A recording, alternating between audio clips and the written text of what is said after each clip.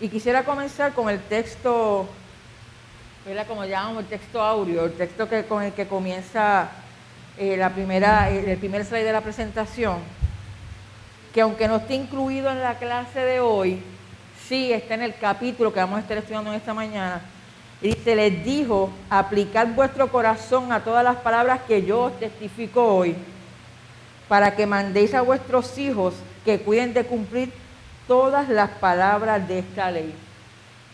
Y me llamó mucho la atención este texto, ¿verdad? Y quería comentarlo con ustedes, porque ciertamente nuestros hijos van a aprender de nuestro ejemplo. Porque para yo, ¿verdad?, mandar a mi hijo a que cumpla la ley, la hija para mí dice, aplica primero a tu corazón todas las palabras que yo te mando. Así que, hermano, nuestro testimonio de vida es importante para impactar no tan solo nuestra red familiar, sino nuestros vecinos y nuestros amigos. Así que comenzamos esta mañana con la palabra de vocabulario que dice Basán, y es el nombre de las llanuras al norte de Galilea, colindantes con el monte Hermón. Y estas llanuras son bañadas por la nieve derretida del monte Hermón y por lo tanto son unos terrenos bien fértiles, de alta producción agrícola y de ganado, y son unos terrenos hermosos, porque continuamente se mantienen refrescados, ¿verdad?, por esa agua que desciende desde el monte. Y a manera de introducción, el libro de Deuteronomio contiene un resumen de la ley de Moisés, ¿verdad? Específicamente unos sermones, unos discursos que Moisés antes de su muerte quiso dejarle al pueblo, ¿verdad? Y tenemos que ver este libro de Deuteronomio dentro del contexto de que es un libro de una renovación, de un pacto que estamos viendo desde el libro de Éxodo. ¿Okay? Así que antes de que el pueblo que iba a entrar entonces a la tierra prometida pudiese cruzar el río Jordán, Dios quiere tener un encuentro con su pueblo.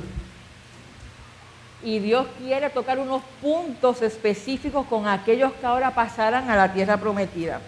Así que esta nueva exposición de la ley era una nueva invitación al pueblo a que, volvieran al Señor, que se reenfocaran. Y a través del libro de Deuteronomio vemos que constantemente se está recalcando que la obediencia al pacto. Y también no solo se le recordaba aquel pacto, sino que también se le quería enseñar al pueblo las consecuencias que llevaba la desobediencia, ¿sabe? Porque cuando somos desobedientes hay consecuencias a nuestros actos. La palabra deutero significa segundo y nomion es ley. Por lo tanto, cuando decimos Deuteronomio, estamos diciendo la segunda ley, ¿verdad? Como un recordatorio, como refrescar aquella ley que había sido dada. Gracias, Nelly. Y este libro se escribe precisamente para esa nueva generación de hebreos que ahora se disponían a cruzar el Jordán. Recuerde que ¿cuántos años estuvo el pueblo caminando por el desierto? Alrededor de 40 años, ¿verdad que sí? Así que hubo allí frente al Jordán, habían personas, habían hombres y mujeres que nacieron en ese trayecto. Habían hombres y mujeres que salieron de Egipto siendo quizás unos bebés. Así que algunos de ellos no habían tenido la experiencia completa de haber pasado por todo ese desierto y haber visto las señales, los milagros y los prodigios que allí ocurrieron. Así que Moisés, sabiendo que quedaba más o menos como un mes de que el pueblo pudiese cruzar el Jordán, y sabiendo Moisés que su tiempo había llegado, y sabiendo Moisés que él iba a ver la tierra de lejos, que no iba a poder estar allí, antes de morir y antes de ceder su liderato, hizo como un resumen de todas esas vivencias que tuvieron durante ese trayecto, para que aquellos que estaban allí frente al Jordán algunos recordaran lo que Dios había hecho y otros conocieran de primera mano lo que Dios había hecho por su pueblo. Allí mismo Moisés también señala quién sería el nuevo caudillo del pueblo, a quien Dios había designado para continuar esa obra, que era ¿quién? Josué. Así que, no obstante, las últimas palabras de Moisés eran tristes. Había un sinnúmero de emociones, ¿verdad? Era ver que ya habían llegado a la meta, que ya estaban próximos a cruzar, que ya los dividía aquel río y al otro lado estaba la tierra de la esperanza y de la promesa. En su corazón también, hermanos, somos humanos, tenía que tener el dolor de que, oye, que yo que he caminado estos años aquí con esta gente y no voy a pasar allá. Había el dolor de ceder su liderato entonces al nuevo líder que Dios había determinado. Pero había un dolor más profundo en Moisés. Y lo plasma en el capítulo que vamos a estar estudiando hoy, que podemos decir que se constituye en un himno nacional, es un cántico. Y en ese cántico, él expresa su dolor también de saber que aquel pueblo le iba a dar la espalda a Dios. Así que todo ese capítulo 32 está escrito de una forma poética y describe, léalo completo, hermano. Y vamos a tocar algunos versos, pero léalo completo, es hermoso. Describe la relación que Dios tuvo con su pueblo, de todas aquellas señales, milagros y prodigios que Dios hizo, cómo Dios guardó al pueblo de Israel. Y Moisés en ese cántico expresa una gratitud hacia el Dios Todopoderoso, hacia el Dios que los sacó de allí de Egipto. Y no empecé las circunstancias de un desierto, hasta allí les había llevado el Señor.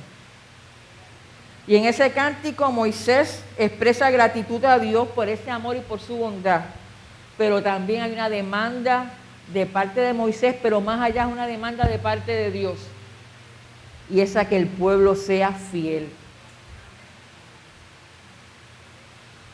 Hay una petición de fidelidad al Dios que ha mostrado que ha sido un Dios bueno. Al Dios que hasta allí les ha ayudado.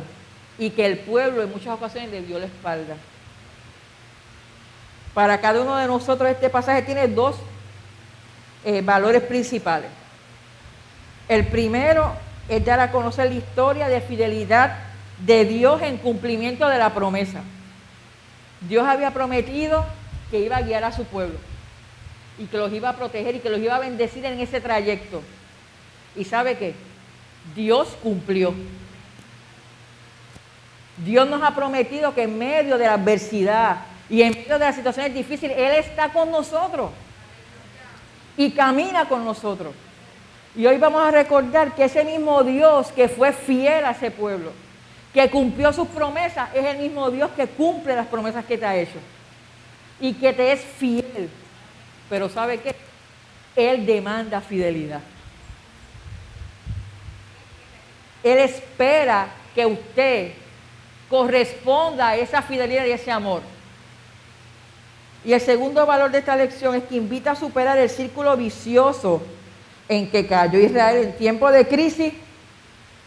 Buscaban al Señor, todo el mundo de rodillas, y ahí ayuno y oración. Óigame, pero cuando llegaba la bendición, se olvidaron del Dios que le bendijo. Muy pertinente a nuestro tiempo, a cada uno de nosotros. Cuando llega el día malo, corremos hasta la presencia del Señor y comenzamos a buscar al Señor. Nuestro Dios no puede ser el Dios de los días malos solamente. Es que cuando en medio de la adversidad el Señor se revela y me ayuda y me socorre, tiene que surgir de mí, hermano, un agradecimiento a ese Dios bueno, a ese Dios que me sostiene en medio de la prueba.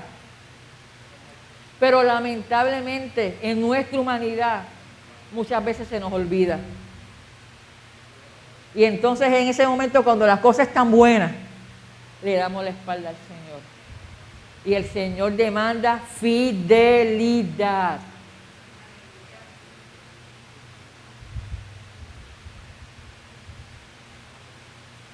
Se me trancó esto aquí.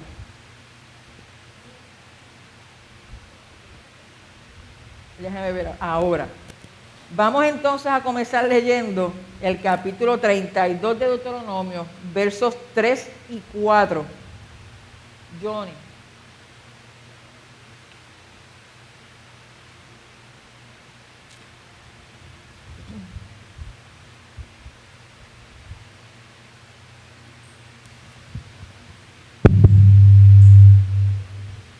Dios le bendiga, iglesia. Amén. La palabra lee en nombre del Padre, del Hijo y del Espíritu Santo, y la iglesia dice, amén.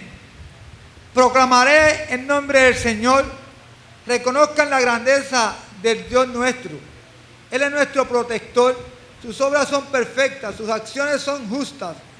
Él es Dios de la verdad, en Él no hay injusticia, Él es justo y verdadero. Amén. Con su permiso, yo me quité la mascarilla porque el calor está intenso aquí. Comienza Moisés con este discurso, con este cántico, con este himno, a hablarle al pueblo. Y en los versos que anteceden, los versos que nuestro hermano Johnny acaba de leer, que sería el verso 1 y 2, Moisés comienza una apelación solemne al cielo y a la tierra. Cuando usted lo lea en su casa, va a ver que esos dos primeros versículos comienzan diciendo, escuche la tierra y escuche el cielo. Así que Moisés llama como testigos de ese pacto al cielo y a la tierra. ¿Y qué quiere decir Moisés con esto? Los cielos, ¿verdad? Eso es inmenso, el firmamento es inmenso. Y la tierra, que es obra de sus manos, es inmensa.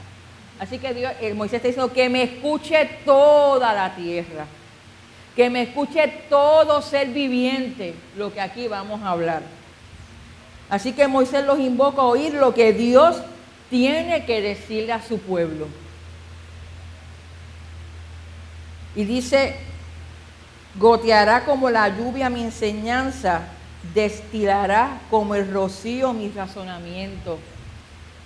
Y como la llovizna sobre la grama y como las gotas sobre la hierba. Así es la palabra de Dios. Goteará como la lluvia. Usted ha visto las gotas de lluvia que son, ¿verdad?, constantes. A veces son, como ese giro, se ajamó. Y que si usted no puede ver ni las gotitas, pero cuando esa es lluvia, que es una llovizna, ¿verdad?, usted puede ver esas gotitas constantes haciendo su trabajo. Y dice, destilará como el rocío mi razonamiento. La destilación, un proceso químico que se hace, y no vamos a entrar en detalle, ¿verdad? Pero esto se comienza a hacer ese proceso, se aplica calor, pero es un proceso para separar una cosa de la otra. Separa, a veces en los procesos químicos separamos las impurezas y yo me quedo con lo que yo necesito. Pues así mismo es la palabra del Señor. Esa palabra es la justa y precisa que usted necesita, ni más ni menos. Y esa palabra que Moisés va a hablar allí no era ni más ni menos, era lo que el pueblo necesitaba en ese momento. Y usted sabe que tenemos un dicho que tanto cae la gota hasta que hace un hoyo, así mismo. Esa llovizna que caía sigue cayendo sobre la tierra hasta que ¿qué? Hasta que ese suelo que es duro, que es áspero, esa palabra sigue ahí y logra penetrar. ¿Y sabe qué? Da vida. Así es la palabra del Señor. La palabra sigue ahí, dando en el corazón. Un corazón que podía ser de piedra, duro, pero esa palabra sigue ahí, hasta que penetra y nos da vida. Y esa palabra que Moisés iba a decir tenía ese propósito. Estas expresiones son un llamado de Dios a Israel para que reconozca y exprese su agradecimiento. Él ha sido grande y poderoso. Aquí conmigo. Ha hecho señales, milagros a favor de su pueblo. Mire, qué bueno es ser agradecido. Qué bueno es ser agradecido. Mami nos los enseñó a nosotros a nuestros hijos. Mire, nosotros podemos ir a algún sitio a comer y si 10 veces a mí me trae un vaso de agua, 10 veces yo le digo gracias.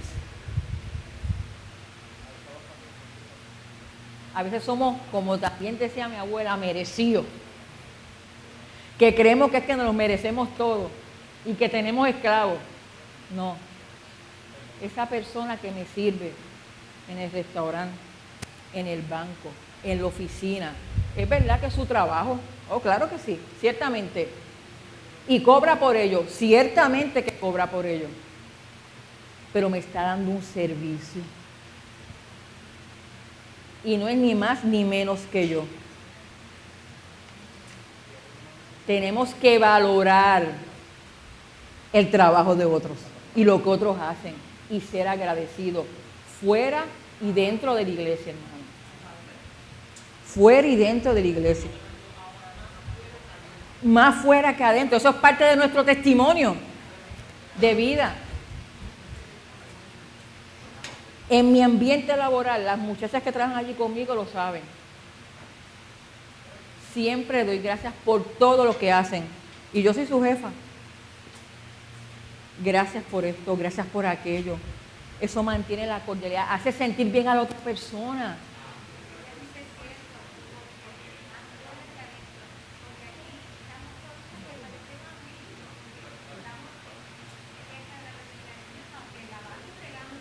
Claro.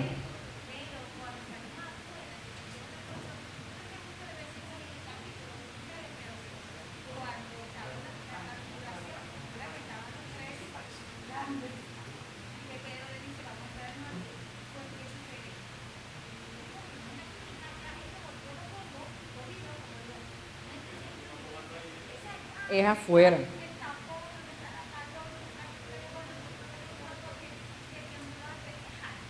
Claro que sí, exactamente. Así que ese Dios que era grande y poderoso había hecho señales y prodigios a favor del pueblo. Oiga, y el pueblo tenía que ser agradecido de Dios. Usted y yo tenemos que vivir en agradecimiento constante a nuestro Dios. Mire, abrir los ojos cada mañana. Gracias, Señor, porque pude abrir los ojos en esta mañana. Ese sol que entra por esa ventana. Ese pajarito que cantó. Mire, la idolatría y la avaricia nacieron juntas en el Edén, allí. Y ambas destruyen el amor y el orden que establece la obediencia a Dios. Y este era uno de los pecados que el pueblo de Israel cargó por todo ese trayecto en el camino en el desierto. Hay dos tipos de idolatría. Una en la que la persona se postra ante una imagen, considerando que esa imagen es su Dios. Pero la otra, la más sutil, es cuando colocamos cualquier otra cosa que no sea Dios en el centro de nuestra vida. Cuando mi trabajo es más importante que mi relación con Dios. Cuando mi esposo es más importante que mi relación con Dios. Cuando mi hijo. Cuando Famagul. Cuando el cajo. Entonces yo no voy para el culto hoy porque va a llover y yo brillé este cajo. Cualquier cosa que sustituya y que opaque o dañe mi relación con Dios, eso es idolatría. Así que es necesario, o era necesario que el pueblo recordara y reconociera la grandeza del verdadero Dios. El pueblo había caído en la idolatría y habían desfigurado la imagen de Dios, la imagen que ellos tenían que tener de Dios. Óigame, pero la imagen que ellos tenían que proyectar de Dios. Porque de acuerdo a la imagen que yo tengo de Dios, la imagen que yo voy a proyectar de Dios. Así que aquel pueblo caminó por el desierto y se encontraron en su caminar con otros pueblos. Y en vez de proyectar esa imagen del Dios bueno, poderoso, del único y verdadero Dios, óigame, se resbalaban en la cáscara de guineo y se iban con la corriente, con lo que el otro Dios que llegaba, para allá es que vamos. Y Moisés no bajaba del monte, pues vamos a un becerro, porque esto se puso la cosa mala. Así que Moisés exalta que magnifiquemos, o que el pueblo magnificara el nombre de Jehová, significaba que se le adorara como Dios merecía. Dios no merece una adoración a medias. Dios merece una adoración entera, completa, de nuestra alma, cuerpo y espíritu. Que nosotros enteramente nos rindamos al Señor. La naturaleza del Dios de Israel, mire, era un Dios de amor, compasión, un Dios fiel y misericordioso, un Dios que no cambia. Así que por cuanto la naturaleza de Dios no cambia, el pueblo de Israel iba a encontrar siempre en Él refugio, esperanza, amor, ayuda, compasión, para vivir su vida en un mundo que estaba constantemente cambiando. Dios no cambia. La esencia de nuestro Dios no cambia, cambiamos nosotros. Israel sabía que aunque ellos cambiasen, y miraran hacia otro lado y le dieran la espalda a Dios, Dios seguía siendo Dios en los cielos y Dios seguía siendo fiel. Aunque usted y yo le demos la espalda al Señor en algún momento, usted en lo más profundo de su corazón sabe que Dios sigue estando ahí. Y que Dios sigue con sus manos abiertas para recibirte y para bendecirte. Por cuanto el Dios de Israel es un Dios que no cambia su carácter. Dios no cambia como nosotros, que nos ponemos moody. Y hay días que nos levantamos chévere. Y hay días que, como decimos, nos levantamos por el lado izquierdo de la cama. Y nos levantamos un día alabando y glorificando y gloria al Señor. Y al otro día nos levantamos que nos pisamos la trompa. ¿Sabe qué? Dios no es así. Su esencia no cambia. Su carácter no cambia. Por eso es que sus obras son perfectas y sus designios son justos. Porque Dios no te va a mirar un día de una forma y otro día de otra, como nosotros. Que muchas de las cosas que nos rodean, ¿verdad?, nos hacen tomar juicios en algunos momentos correctos y otras formas incorrectos. Pero el juicio de Dios es perfecto y siempre es justo. Vamos al verso 5 y 6.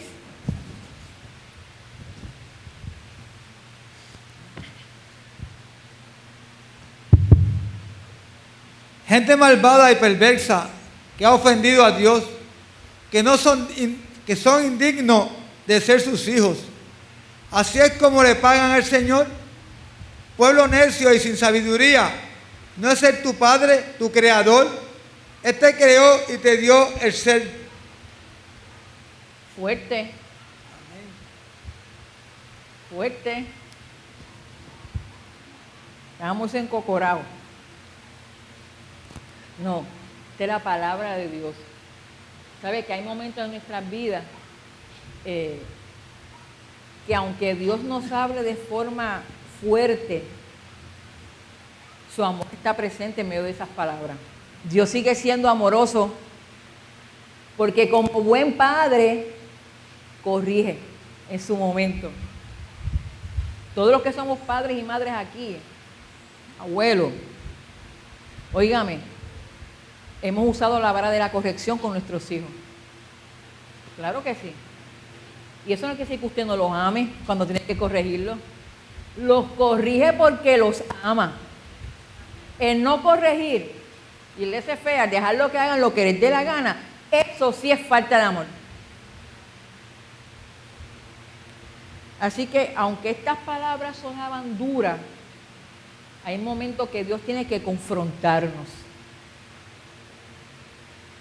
Y en ese momento Moisés recibe ese mensaje de parte de Dios y está confrontando al pueblo. Dios no cambia, le está diciendo a Moisés, pero ustedes sí han cambiado. Dios no cambia, Israel sí ha cambiado. La obra de Dios es perfecta, pero tú, Israel, te has corrompido. Es un corrupto. Ellos eran una generación, los llamó torcida y perversa, que hacían lo malo delante de Dios. Y por ser torcidos y perversos, habían abandonado el camino recto de Dios. Y habían destruido lo más valioso que usted y yo podemos tener, que es nuestra relación con Dios. El haber seguido detrás de dioses ajenos. Y esa falta de agradecimiento al Dios que siempre ha sido bueno, los llevó a desviarse del camino que Dios había trazado para ellos. Y de hecho, físicamente ellos hubiesen llegado mucho antes a la tierra prometida. Pero los que saben de eso, estuvieron dando vueltas y vueltas en el mismo lado, por su desobediencia. ¿Y sabe qué? Usted y yo, los que creemos en Dios, debemos ser como Él, justos, santos, amorosos y veraces. Veraces, que nuestro sí sea sí, que nuestro no sea no. Johnny. Ellos tuvieron 40 años y no crecían ni maduraban. Hoy día está sucediendo eso. Muchas de las iglesias no están creciendo ni madurando, porque están igual que ellos, caminando y no obedecen. Por eso es importante, aquí no es importante el número de años, hermano, que nosotros llevemos aquí. Aquí es importante que en ese número de años, o sea, de días que usted lleva, usted tenga una relación estrecha con Dios, porque esto no se mide en años.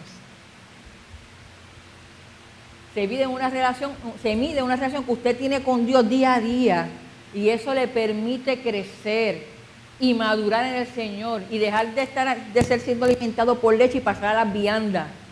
Pero eso se logra con una relación estrecha con Dios. Y para usted mantener una relación estrecha con Dios, usted debe ser como Él, justo, santo, amoroso y veraz. Por su desobediencia, mire, ahí mismo lo acabamos de leer, Israel no estaba actuando como hijo de un Dios justo. En su rebelión abandonaron esa relación de padre e hijo.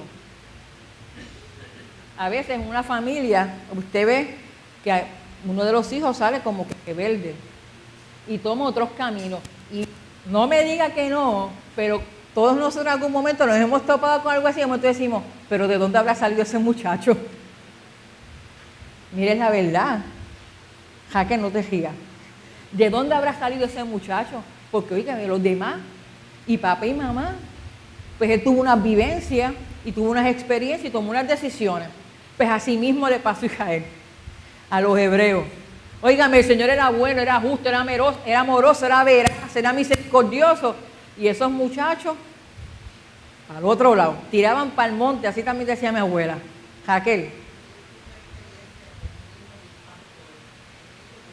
Un pastor.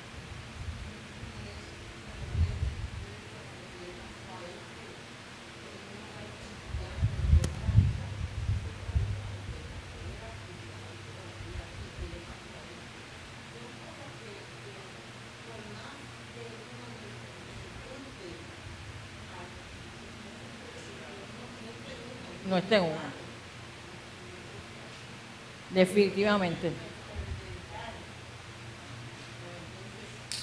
Exactamente. Aquí la salvación es individual y las experiencias con Dios son individuales. Nosotros oramos para que nuestros hijos tengan una experiencia con el Señor y tengan una relación personal con Cristo.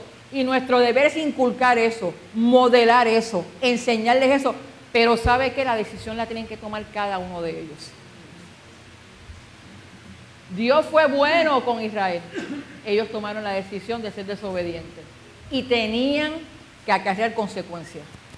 Y eso es así.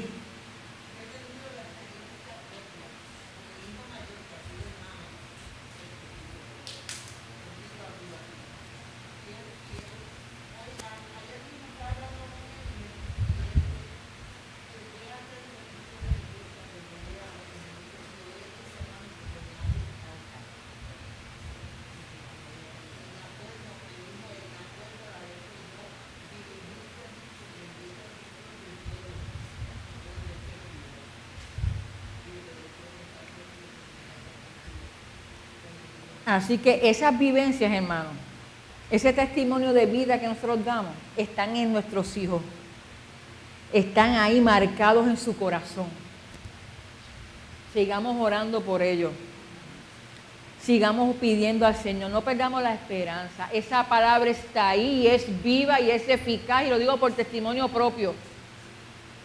Cuando estaba haciendo algo que quizás no tenía que hacer, óigame, esa palabra del Señor. Había una mamá orando, pero esa palabra del Señor era como un látigo. Versos 10 y 11.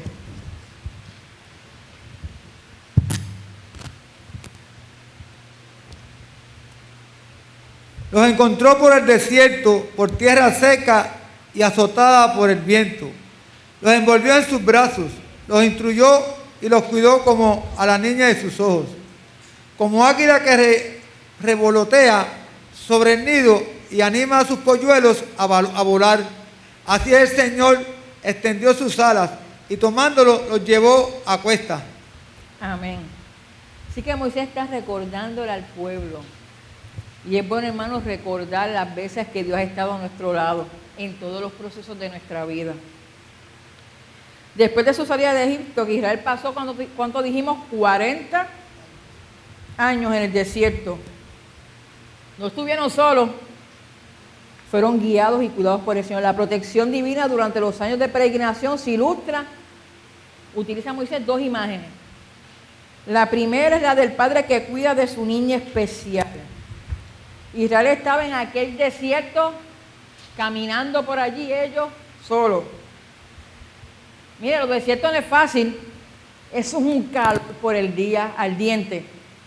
El sol se refleja en la arena y eso también llega. Las tormentas de arena, cuando dicen a soplar, terrible. La sed, la fatiga. Por las noches, un frío terrible. Y los desiertos habían animales peligrosos también, hay escorpiones y serpientes y todas esas cosas. Ahora cuando nosotros fuimos a Nuevo México, donde está bien, eso es bien desierto. Y nos paramos una vez en la carretera, que hay un sitio de descanso, y yo, pues vamos a estirar los pies, porque yo había guiado bastante. Y abro así, me bajo, y lo primero que encuentro es un letrero. Escorpiones y víboras. Y ahí mismo me viré para atrás y nos fuimos. Mire, pues eso hay por el desierto, escorpiones y víboras y toda esa cosa. Así que como un padre, Jehová abrazó a Israel con su protección y lo guardó como la niña de sus ojos. Mire, la niña de sus ojos es un lugar muy sensible y por lo tanto es muy protegido, la pupila. Piensen un momento en ustedes. Si yo cogiera ahora mismo aquí un balde de arena y yo hiciera y lo tiro, ¿cuál es la primera reacción de ustedes? Si yo así mismo, usted tira algo innato en nosotros, una respuesta natural de nuestro cuerpo es que usted cierra los ojos y se los cubre. Tus párpados se cierran automáticamente y su cabeza gira en dirección contraria, ¿verdad?, a eso que viene. Oiga, porque usted protege su vista, porque es valiosa. Nuestro cuerpo naturalmente la protege. Así cuidó Dios de Israel, como la niña de sus ojos. ¿Y usted sabe algo? Dios le cuida a usted como la niña de sus ojos. Porque ustedes y yo, y aquellos que nos están viendo a través de las redes sociales, somos valiosos para Dios. Y en el medio de la dificultad, Él te abraza y te cubre. La segunda imagen es la del águila que protege a sus polluelos. Y yo quería traer un video, pero todos los videos que encontré eran tan largos. Pero me deleité ayer, unos minutos en la tarde, viendo el adiestramiento que el águila le da a sus polluelos. Y no voy a llorar. Asimismo como el águila protege a sus polluelos y agita sus alas para volar, así mismo el Señor nos guarda y nos protege. Cuando los polluelos ya han desarrollado sus plumitas y han ido cambiando, ese proceso es hermoso, véalo. La familia águila, papá y mamá, son los que cazan durante varias semanas en los que esos polluelos van creciendo. Óigame, así es el Señor. Nos va llevando el alimento al nido para guardarnos, para protegernos, para que crezcamos, para que tengamos fortaleza. Cuando llega el momento preciso, y durante la noche, la mamá águila va al nido y se para y extiende sus alas. Oigan, y los cubre del frío. Así mismo hizo Dios con Israel y así mismo hace con cada uno de nosotros. Cuando la cosa está difícil y cuando todos te abandonan, el Señor extiende sus alas y te cubre.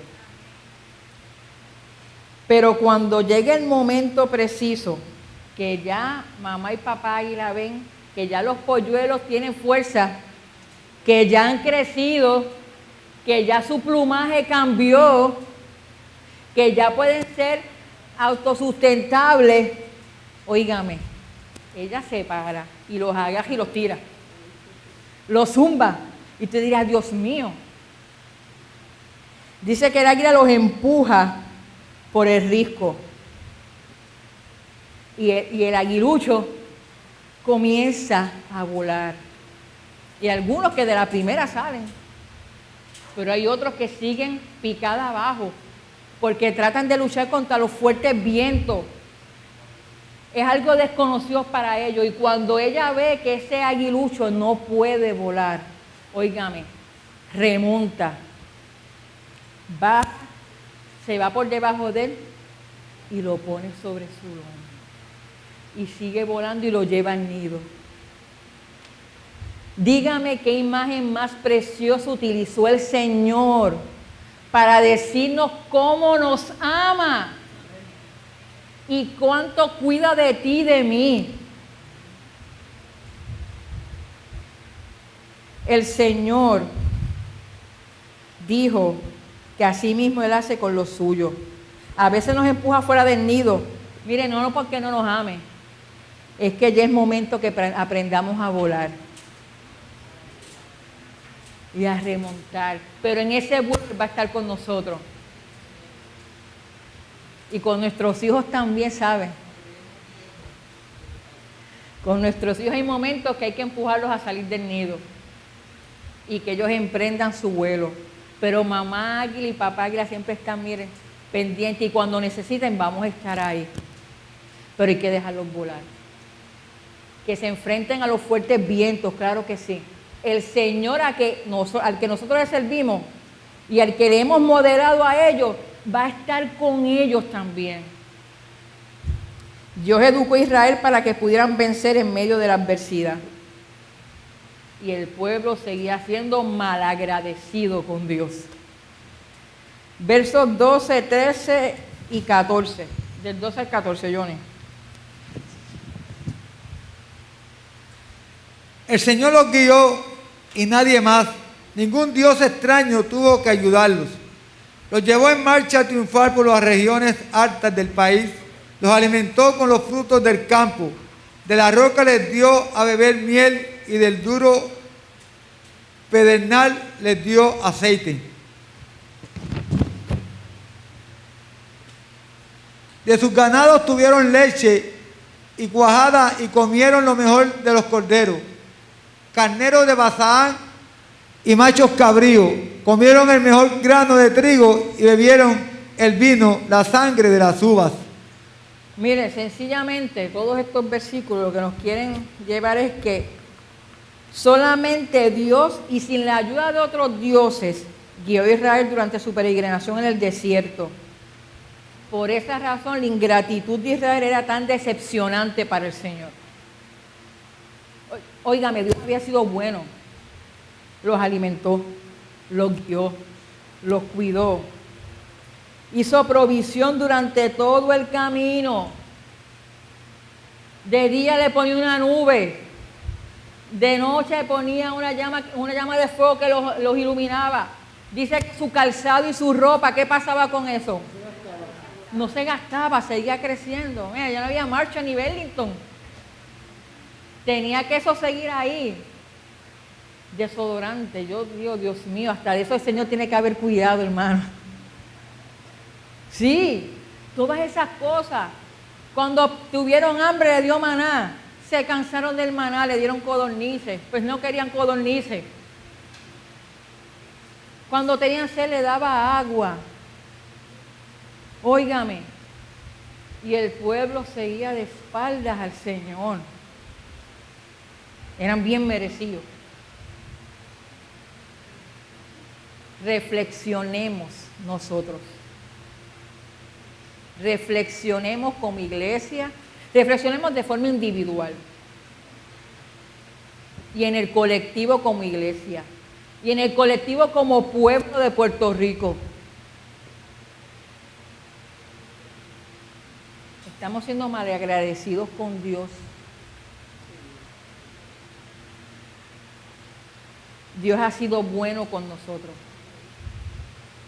Dice que Jesurum, que no es otra cosa, era un nombre para Israel, se engordó con la abundancia que de Dios recibió y dice que dio coces. ¿Sabes qué es dar coces? Patada. Rechazando al Dios que le había bendecido, y a pesar de la provisión de Dios en el desierto y de su bendición, Israel, mire, se engordó. Recibió toda esa bendición, pero como un animal no domesticado, comenzó a dar patadas a aquel que le hacía de provisión. Se negaba a seguir a Dios. Y eso nos pasa a veces. El Dios que nos ha bendecido, que ha sido de provisión en nuestras vidas, en el momento de adversidad, cuando llega el momento bueno, damos coces, lo renegamos y no somos agradecidos a su bendición. En vez de responder con gratitud y fidelidad, se envanecieron y le dieron la espalda a Dios.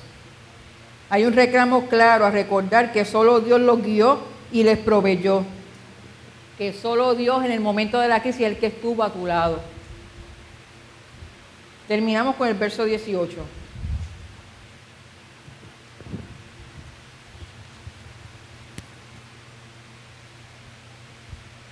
Olvidaste Israel a tu padre y protector, olvidaste al Dios que te dio vida. Dios le bendiga. El pueblo de Israel abandonó a Jehová, a la roca que lo procreó, al que lo engendró, al que lo formó. Se olvidaron del Dios que lo hizo nacer. Se olvidaron que la existencia de Israel dependía completamente de la gracia y del amor de Dios. Usted y yo, si no fuera por su gracia y por su amor. Usted y yo, nuestra vida depende de la gracia y del amor de Dios. Y cuando usted y yo reconocemos que dependemos de Dios, de nuestro corazón, hermano, no puede salir otra cosa que no sea agradecimiento.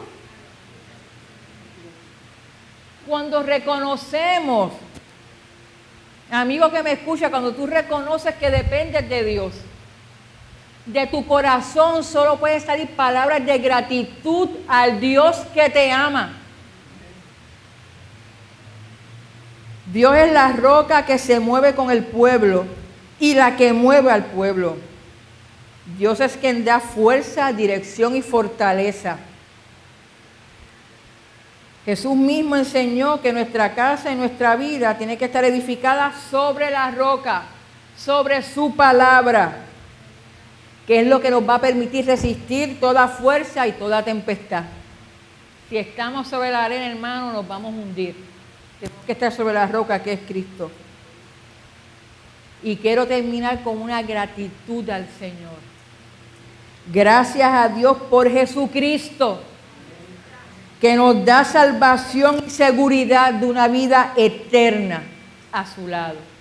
Amén. Resumimos. El objetivo de Moisés en su discurso de despedida fue llamar al pueblo de Israel a engrandecer el nombre de Dios, que era su misión como pueblo. Para Moisés, engrandecer el nombre de Dios consistía en dar testimonios del amor y la justicia y la verdad de Jehová a los demás pueblos. Y eso debe ser nuestra guía. Ese es nuestro testimonio. Los judíos no renegaban abiertamente a Dios, pero incorporaban en su culto prácticas de cultos paganos que Dios no aceptaba. La idolatría se practica en todas las épocas porque opera junto a la avaricia, como discutimos ahorita, que infunde en la persona la necesidad de poseer todas las cosas y de ignorar lo que es justicia, amor y verdad, que son los valores que distinguen al Dios revelado en Cristo. Y vamos a leer la oración. Nelly, ¿tú la puedes leer?